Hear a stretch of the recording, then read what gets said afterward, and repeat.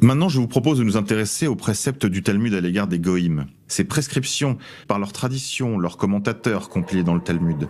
Comme nous allons le voir, ces préceptes, appris quotidiennement dans leur yeshiva, à certains garçons en âge de lire durant des siècles, a contribué à forger des attitudes.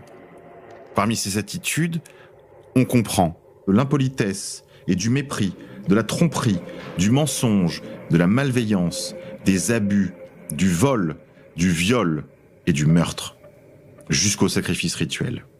Un ne doit pas rendre son salut à un chrétien, Yoredea 148-10. Un ne doit pas se rendre devant les juges chrétiens, Shorchen Amishpat 26.1.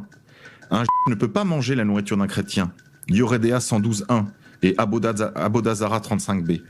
Les chrétiens doivent être évités car ils sont impurs, Abodazara 72b, Yoredea 120.1, parce que ce sont des idolâtres, Abodazara 2a, 78c.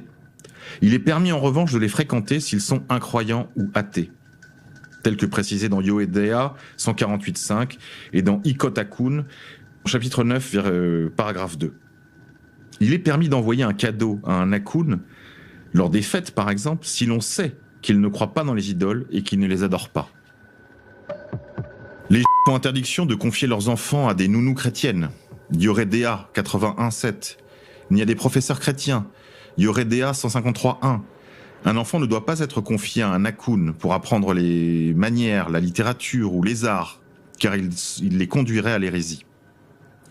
Ils ne doivent pas non plus être confiés à un docteur, à un obstétricien ou à un barbier chrétien, Yoredea 155.1, Pesachir 25a, Abodazara 26a. Vous ne devez même pas être coiffé par un Akun, à moins que vos amis soient présents de peur que le coiffeur ne vous égorge. Aucun bien ne doit être fait aux chrétiens, nous dit le Zohar, chapitre 1, paragraphe 25b. Il est dit, ceux qui font du bien aux Akun ne se lèveront pas de parmi les morts. C'est-à-dire que la résurrection, à la fin des temps, au moment du jugement, au jour de la résurrection et du jugement dernier, sera retranchée de ceux qui auront fait du bien aux chrétiens. Je ne sais pas, chers amis auditeurs, si vous réalisez le niveau de haine qui est contenu dans ces livres.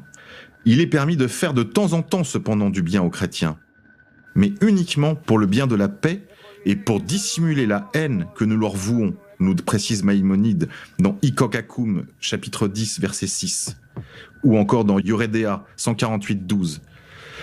Le Talmud commande de faire du tort aux chrétiens. À partir du moment où les goïms servent les comme le firent les bêtes de somme, ouvrez les guillemets, la vie d'un goy et toutes ses capacités physiques appartiennent à un. Ça, c'est dans A. Roch, d'Hippolyte. Un autre axiome des rabbins, on voit cela précisé dans Baba Bata 54b. Et les biens des goïms sont comme un désert, la première personne à les revendiquer les possède.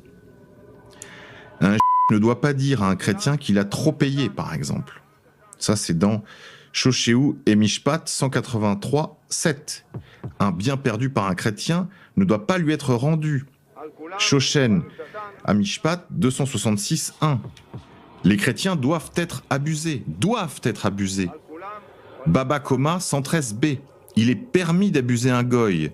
Ou encore en Shoshen et Mishpat 156.5, la richesse de l'Akun doit être regardée comme la propriété commune et appartient au premier qui s'en empare. Un doit prétendre qu'il est chrétien pour tromper les chrétiens si cela est possible. Yoredea 157.2. Si un peut tromper les adorateurs d'étoiles en prétendant être l'un d'entre eux, qu'il le fasse. Un a le droit de pratiquer l'usure sur un chrétien. Abodazara 159.1. Il est permis de pratiquer l'usure sur les apostats qui tombent en idolâtrie. Un peut mentir et se parjurer pour perdre un chrétien. Baba Koma 113a. Le nom de Dieu n'est point profané quand le goy ignore que le a menti. On doit louer, dit encore le Talmud, celui qui peut s'affranchir des ennemis. Rabbin Cheskia demande comment les combat-on. Par ruse, tu leur feras la guerre. Citation des Proverbes 24.6. La ruse et les tricheries, dès que cela est possible, on doit les combattre sans relâche jusqu'à restauration de l'ordre. De cette façon, nous aurons la satisfaction de nous libérer de leurs jougs et de les dominer.